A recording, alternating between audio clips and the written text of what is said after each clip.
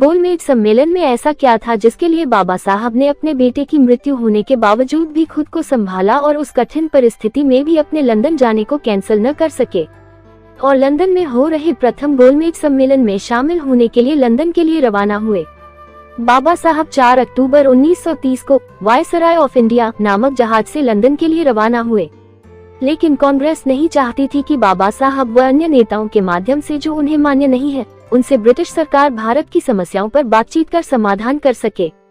प्रथम गोलमेज सम्मेलन में कुल 89 प्रतिनिधियों शामिल हुए थे।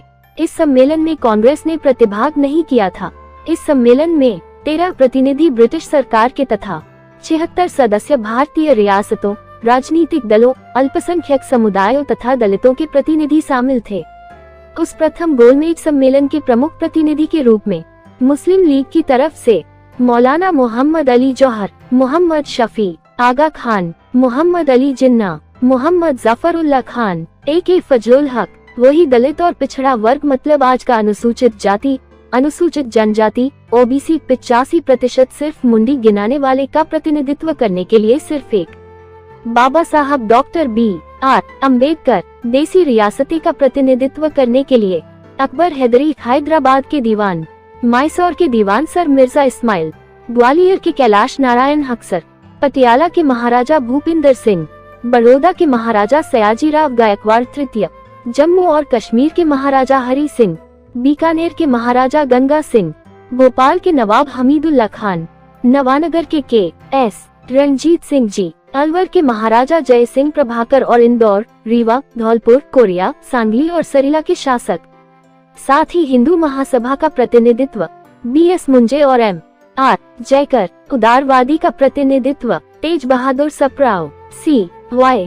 चिंतामणि और श्रीनिवास शास्त्री, सिख समुदाय का प्रतिनिधित्व सरदार उज्जवल सिंह व कैथोलिक ईसाई समुदाय का प्रतिनिधित्व A.T. पन्नीरसेल्वम कर रहे थे। मतलब साफ है 85% अनुसूचित जाति, अनुसूचित जनजाति व OBC वालों का प्रतिनिधित्व सिर्फ और सिर्फ एक अकेला व्यक्ति चट्टान की तरह खड़ा थे।